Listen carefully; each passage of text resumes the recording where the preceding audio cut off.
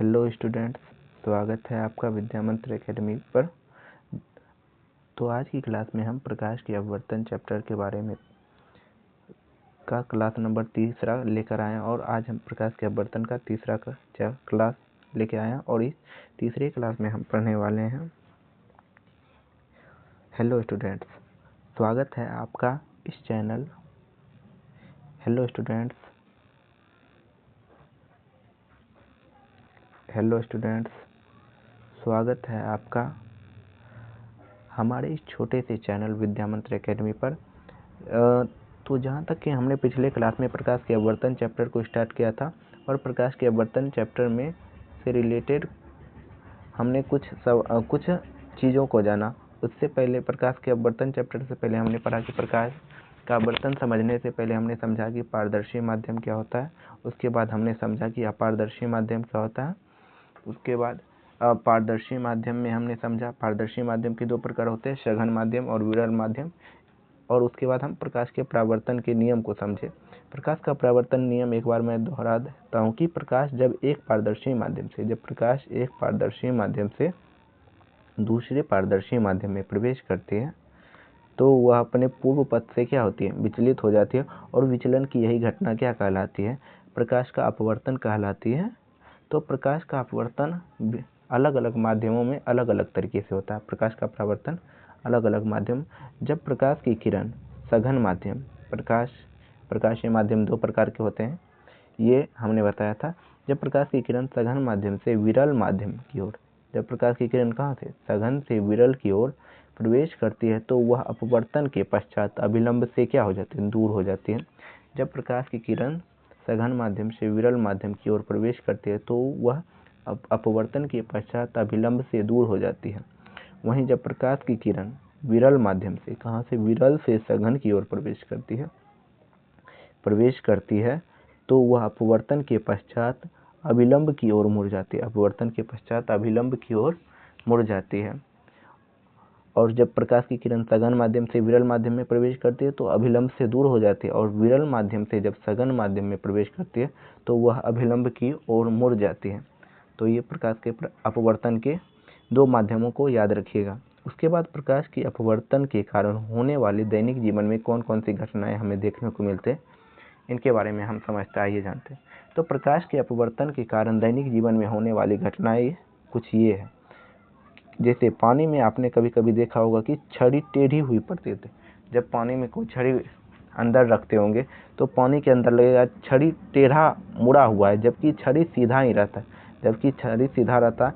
लेकिन वो पानी के अंदर जैसे ही जाता है तो वो लगता है कि टेढ़ा महसूस हो गया। वो कैसा महसूस हो गया, टेढ़ी प्रतीत होती है। वह छड़ी टेढ़ी प्रतीत होती है। वह छड़ी कैसी प्रतीत होती है, टेढ़ी। और उसके बाद जब आपने देखा होगा पानी के अंदर सिक्का रख देते हैं तो सिक्का वह कैसा हो जाता है, वह सिक्का ऊपर उठा हुआ प्रतीत होता है। उसके बाद तारे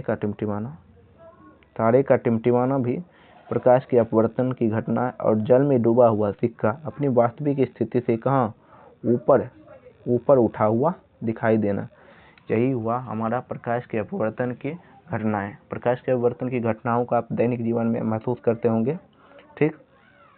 उसके बाद अब समझते हैं अपवर्तन के बारे में। हमने सीखा अपवर्तन क्या होता है, अब हम समझते हैं अपवर्तनांक क्या होता है। तो अपवर्तनांक कहते किसको है, पहले समझते हैं अपवर्तनांक कहते किसको है, ठीक। अपवर्तनांक एक माध्यम हुआ, माध्यम का अपवर्तनांक, किसी माध्यम का वह अपवर्तनांक, किसी माध्यम का अपवर्तनांक निर्वात में प्रकाश की चाल, किसी माध्यम का अपवर्तनांक जो है निर्वात में प्रकाश की चाल और उस माध्यम में प्रकाश की चाल के अनुपात होता है। अपवर्तनांक किसको कहते हैं, किसी माध्यम का अपवर्तनांक कब होता है, तो निर्वात में जो प्रकाश की चली गई चाल होती है और उस माध्यम में चली गई चाल का अनुपात ही प्रकाश का उस माध्यम का अपवर्तनांक कहलाता है। अपवर्तनांक कहते किसको है, निर्वात में प्रकाश की चाल और उस माध्यम में चली गई प्रकाश की चाल के अनुपात को ही अपवर्तनांक कहते हैं। अपवर्तनांक का मान 1 से कभी कम नहीं हो सकता। अपवर्तनांक का मान याद रखिएगा 1 से कम कभी नहीं हो सकता है, ठीक। अपवर्तनांक का मान 1 से कम नहीं हो सकता। अपवर्तनांक का मान 1 से कम कभी नहीं हो सकता है।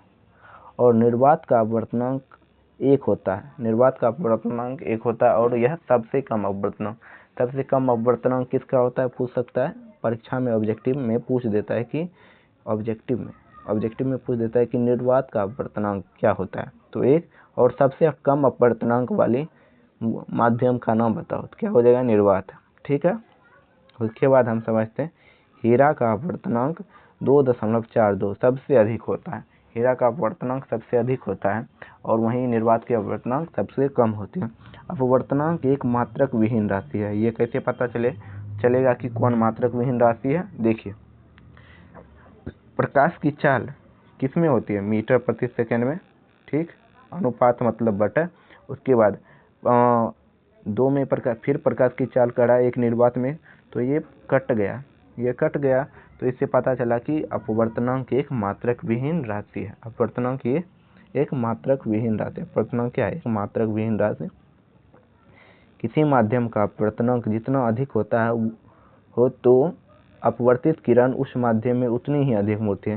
यानी अपवर्तनांक, किसी माध्यम का अपवर्तनांक यह डिसाइड करता है, यह बताता है कि मतलब कोई भी अपवर्तित किरण कितना मुड़ेगी, प्रकाश किसी दूसरे माध्यम में जाकर कितना मुड़ेगी, यही अपवर्तनांक का बताना है। अपवर्तनांक क्या हुआ, अपवर्तनांक किसी माध्यम का अपवर्तनांक जितना अधिक होता है, अपवर्तित किरण उस माध्यम में उतना ही अधिक मुड़ती है। यदि अपवर्तनांक कम है तो प्रकाश की चाल अधिक होती है। जिस माध्यम का अपवर्तनांक कम होता है उसमें प्रकाश की चाल क्या होती है, अधिक होती है। जिस माध्यम में अपवर्तनांक कम होता है उसके प्रकाश की चाल अधिक होती है। यदि एक माध्यम की अपेक्षा दूसरे माध्यम में प्रकाश का अपवर्तनांक अधिक हो, यदि एक माध्यम की तुलना में दूसरे माध्यम का अपवर्तनांक अधिक हो तो दूसरे माध्यम का पहले माध्यम से सघन कहा जाएगा। सघन किसको कहेंगे, आप समझे। सघन वह चीज, एक माध्यम में अगर प्रकाश की चाल एक माध्यम में प्रकाश का अपवर्तनांक एक माध्यम का अपवर्तनांक दूसरे माध्यम के अपवर्तनांक अधिक हो तो दूसरे माध्यम को पहले माध्यम से सघन कहा जाएगा। तो दूसरे माध्यम को पहले माध्यम से क्या कहा जाएगा, सघन। एक बार फिर से हम इसके बारे में चर्चा करते हैं। तो सघन माध्यम किसको कहेंगे, तो यदि एक माध्यम की अपेक्षा दूसरे माध्यम का अपवर्तनांक अधिक हो, एक माध्यम की अपेक्षा दूसरे माध्यम का अपवर्तनांक अधिक हो तो दूसरे माध्यम को पहले माध्यम से सघन कहा जाएगा।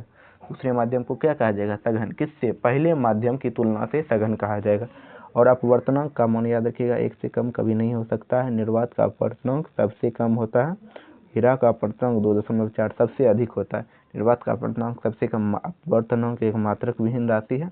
किसी माध्यम का अपवर्तनांक जितना अधिक होता है, किसी माध्यम का अपवर्तनांक जितना अधिक होता है, अपवर्तित किरण उस माध्यम में उतना ही अधिक मुड़ती है। जिस माध्यम का अपवर्तनांक कम होता है उसमें प्रकाश की चाल क्या होती है, अधिक होती है। जिस माध्यम का अपवर्तनांक कम होता है उसमें प्रकाश की चाल अधिक होती है। अपवर्तनांक एक मात्रक विहीन राशि है, याद रखिए। और अपवर्तनांक को n से सूचित किया जाता है। अपवर्तनांक को किससे सूचित किया जाता है, n से। n बराबर क्या हो गया, हमारा फॉर्मूला n बराबर हो गया C1/C2। मतलब एक माध्यम में निर्वात में प्रकाश की चाल और किसी माध्यम में प्रकाश की चाल को ही अपवर्तनांक कहते हैं। ठीक, इतना तक समझ गए। तो चलिए आज का क्लास हम यहीं समाप्त करते हैं। तो इसके अगले क्लास, आज का क्लास हम यहीं समाप्त करते हैं। इसका अगला क्लास इससे और बेहतरीन समय, अगर आपने हमारे चैनल को सब्सक्राइब नहीं किया तो कृपया सब्सक्राइब कर लें और जो भी नया वीडियो है उसको ज़रूर देखिए। और किसी भी टॉपिक को समझने में आपको परेशानी आ रही है तो हमें कमेंट कीजिए। धन्यवाद।